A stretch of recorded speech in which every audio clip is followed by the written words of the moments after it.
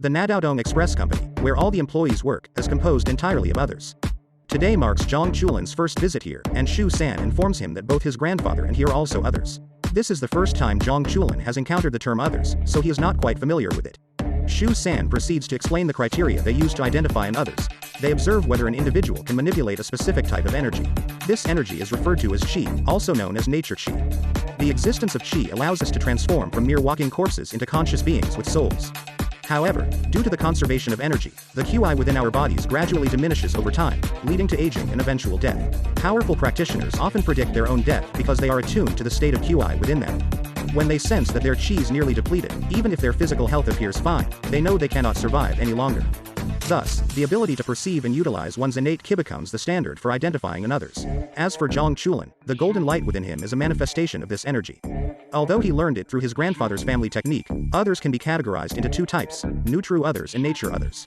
Shu San belongs to the latter group, possessing the ability to use qi from birth and convert it into telekinesis. There is no hierarchy between the two types. Interestingly, Shu San shares that many powerful others actually acquire their abilities later in life. Zhang Chulan is curious about the Guangxing group. What are they up to? Shu San admits he isn't entirely sure. He then asks Zhang Chulan if he's familiar with the Shenzhen and Zhengyi schools. Shu San's question leads Zhang Chulan to believe he's about to say that these groups are all others, but Shu San clarifies that while there are many, not all members fall into that category. The Shenzhen and Zhengyi schools, along with both Han and Tibetan Buddhist monks, represent ancient lineages of others. However, the Guangxing faction is a different story. They've existed as an evil group of others for centuries. Unlike most other sects, which adhere to strict rules to regulate their others' disciples, the Guangxing group follows a simple motto: be true to your nature, unburdened by material concerns. In other words, they do as they please. As the conversation unfolds, they arrive at a door. Shu San reveals that the person inside is Liu Yanyan, the sole heir of the Liu family from Shaanxi. She disappeared several months ago, and her family never expected her to seek out the Guangxing group. Shu San scolds Yanyan, questioning how she could join them without fully understanding their ways. Yanyan explains that she doesn't know much about the Guangxing group but has observed enough about Shu San's team. They pose as a delivery company but specifically target others, and even her family's patriarch treats them with deference. Yanyan suspects they have government backing. Perhaps Nadaodong is a government creation. Zhang Chulan, wide-eyed, asks Shu San if this is true. Shu San confirms that it's not entirely wrong. For others, they are indeed considered a relevant authority. He then instructs Yanyan to reveal the purpose of the Guangxing group's current operation. If she cooperates, he'll be lenient. Otherwise, they can send her to the proper judicial authorities, likely charging her with property damage. But can they find evidence against her? As Shu San remains silent, he turns to Yanyan, questioning why she, a newcomer to the Guangxing group, would defend them. Yanyan insists they're not bad, they simply allow her to be herself.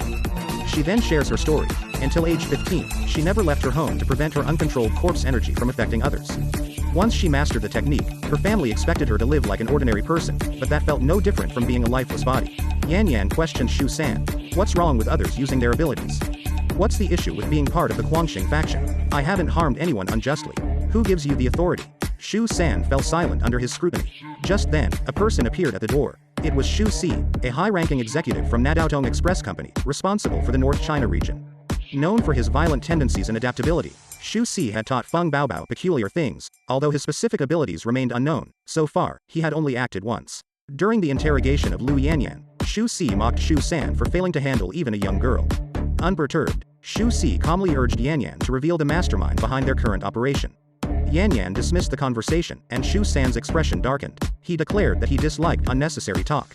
Without hesitation, Shu Si slapped Yanyan, sending her sprawling. Zhang Chulan and the others were shocked. Shu San prepared to intervene, but Shu Si ordered him back and followed up with a kick. He taunted Yanyan, saying she wanted freedom, so he'd grant it. Then, he grabbed her hair and threw her to the ground. Shu Si emphasized that they weren't a law enforcement agency, so there was no need to follow legal procedures. He continued, I'll play with you as much as I want, and I won't bear any responsibility. His threats were more intimidation than action. He informed Yanyan that others treated the Guangxing faction with one rule: no rules for Guangxing. In other words, they did as they pleased. Just as Shu Si was about to escalate, a hand landed on his shoulder, Zhang Chulan. His protective golden light flared, and he warned Shu Si not to harm Yanyan further. Shu San was surprised by Zhang Chulan's courage, and Zhang Chulan turned to Shu San. Zhang Chulan explained that the stolen body belonged to his grandfather and that he'd almost been kidnapped too. He decided not to pursue the matter further. Could they spare Yanyan? Shu San conceded that her destruction wasn't significant, and they could consider leniency. As Shu San and Shu Si argued, Yanyan spoke up. She revealed that they sought Zhang Xilin's belongings. Many years ago, a confrontation occurred between powerful Guangxing members and others. Although several Guangxing experts died or were severely injured, they were intrigued by the others' power. A dying Guangxing member mentioned the name Qiti Yuanlu, which belonged to the others, Zhang Chulan's grandfather, Zhang Chulan. With this revelation, they discussed how to handle Yan Yan. Curiously, Shu San expressed a desire to see the gecko virus inscribed by Zhang Chulan. However, Zhang Chulan dismissed it as a whim. As for the inheritor of Qi body source flow concept, Zhang Chulan didn't think his grandfather's teachings were that powerful. Shu Si mentioned that the golden light wasn't the Qi body source flow, but he couldn't recall its exact name. At this moment, a voice sounded from the side, exclaiming that it smelled like a woman. The voice urged Shu San and Shu Si to release the person they were holding. And who was this person? It was none other than the Earth Monkey, who had been struck by Sha He's palm. Her unique ability could ensnare people in lust, ultimately rendering them useless. Fortunately, the Earth Monkey's injury wasn't severe. A few days of confinement should suffice to heal her. Shu Si couldn't resist teasing Feng Baobao, asking if it felt secretly satisfying to have a man desire her for the first time. As the two men continued their banter, Zhang Chulan became even more curious about Shu Si. The three of them returned to the office, where they extended an invitation to Zhang Chulan to join Everywhere Communication. However, Zhang Chulan declined without hesitation. Her reasoning was simple. Despite Shu San's grandiose claims, working for Everywhere Communication would undoubtedly expose her to danger. She wouldn't risk her safety. Shu Si, not one to give up easily, tugged Zhang Chulan and playfully asked if she was absolutely determined to refuse. Feng Baobao chimed in, persuading Zhang Chulan until she reluctantly agreed. Then, Shu Si produced an employment application form for Zhang Chulan to fill out. With a smile, Zhang Chulan promised to complete it promptly. As the three of them evaluated each other, Shu San scolded Shu Si for corrupting Feng Baobao.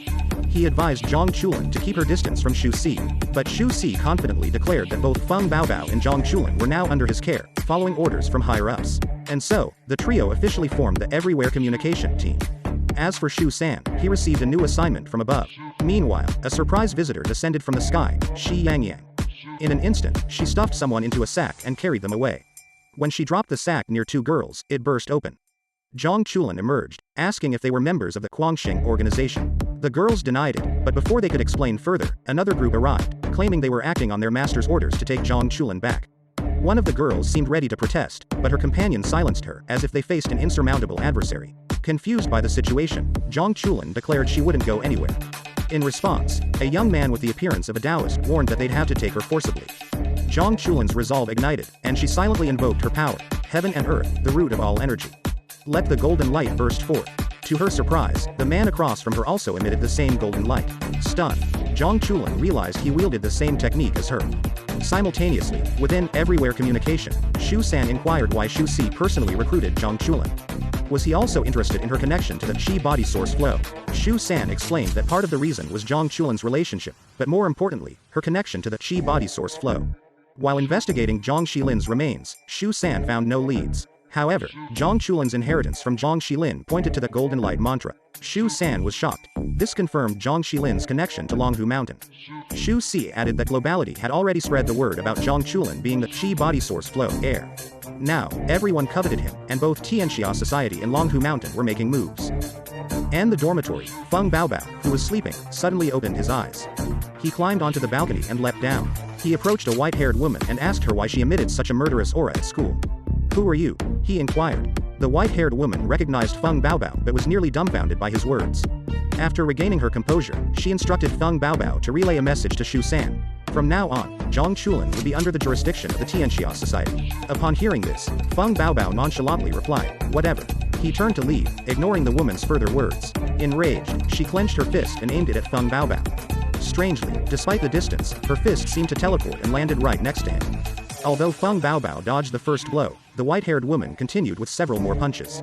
One struck him squarely in the face, leaving him bewildered. She closed the gap, and Feng Baobao evaded multiple punches, eventually retreating. Undeterred, the woman smiled and launched more punches from a distance. Feng Baobao recognized the techniques, 100 Steps Fist and Earth Shrinking Art. His bleeding nose didn't stop him from realizing that she was a member of the Tianxia Society. As Feng Baobao regained his senses, he understood that this was the organization's young girl. Despite their previous friction over a shared mission, Feng Baobao declared that whether Zhang Chulan stayed with the company or joined the Tianxia Society, he didn't care. As long as she remained his slave, it was acceptable. The white-haired woman was surprised by Feng Baobao's attachment to Zhang Chulan. She taunted him, threatening to ensure they never met again. This touched a nerve, and Feng Baobao's hair stirred without wind. He muttered, seeking death. Before he could retaliate, a brilliant golden light erupted behind him. Both he and the white-haired woman were momentarily stunned. The source of the light was Zhang Chulan, whose energy clashed with that of two Taoist priests. A Taoist priest next to him said, "Uncle Master, you can see clearly the level of this boy. He has indeed mastered the golden light curse and is from the lineage of our Tianxi mansion." The person who was called Junior Uncle told them to step back and let him come next. The two wanted to dissuade them, but were scared off. Zhang Lingyu, a highly skilled disciple of the Longhu Mountain Tianxi Fu, is the direct closed-door disciple of the 65th generation Tianxi Zhang Zhuwei. In his first appearance, he engaged in a thunderous battle with Zhang Chulan. This was also the first time Zhang Chulan displayed his full power in front of outsiders, but his prideful protective golden light was ineffective against Zhang Lingyu. Compared to Zhang Chulan's protective golden light, Zhang Lingyu's was as solid as a physical entity. With a single strike, Zhang Lingyu effortlessly shattered Zhang Chulan's protective golden light. Fellow disciples nearby commented that Zhang Shishu might have been a bit too forceful, that Zhang Chulan, smiling, stood up and said, "Impressive, keep going." Despite their attempts to dissuade him, Zhang Chulan's anger had reached its peak. He shouted, "Go to hell," and charged once more. Zhang Lingyu activated his protective golden light. Zhang Chulan, seemingly unhinged, unleashed a flurry of punches, leaving everyone stunned. The Longhu Mountain practitioner advised Zhang Chulan that sparring among supernatural beings was common and not worth risking their lives. While Zhang Lingyu maintained his defense, he suddenly extended his hand. Transforming his chi, he conjured a gigantic palm that seized Zhang Chulan. Mocking him, Zhang Lingyu asked if this was all Zhang Chulan could muster despite risking his life. Although Zhang Lingyu didn't know how Zhang Chulan had stolen the golden light spell, he wouldn't allow someone of unknown origin and lacking strength to tarnish the Longhu Mountain's reputation. Zhang Chulan was squeezed until he spat blood. Then, Zhang Lingyu released Zhang Chulan, saying, "Let's go back to Longhu Mountain." His fellow disciples reminded him that they weren't supposed to invite Zhang Chulan.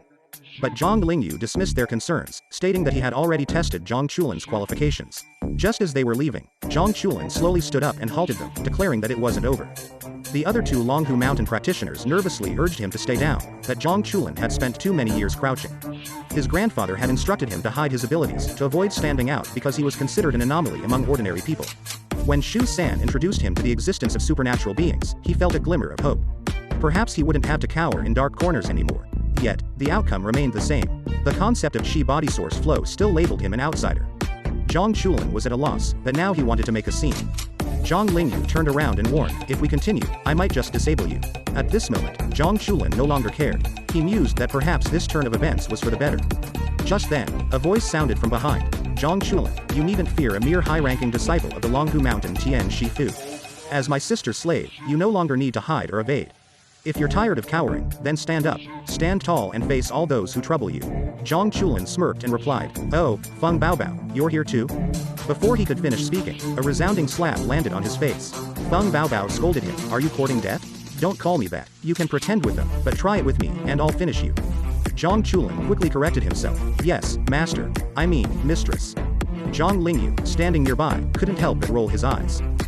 After Feng Baobao's lecture, she allowed Zhang Chulan to reveal all his cards.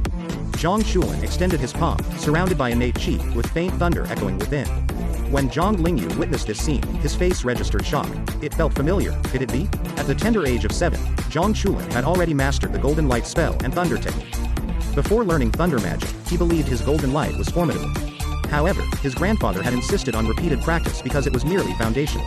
Only when his golden light reached a certain level could he learn something truly powerful, thunder magic. His grandfather had demonstrated it once, leaving Zhang Chulan smoking from the electric shock. His once proud golden light had been torn apart like paper. Since mastering thunder magic, this was the first time Zhang Chulan had used it against someone.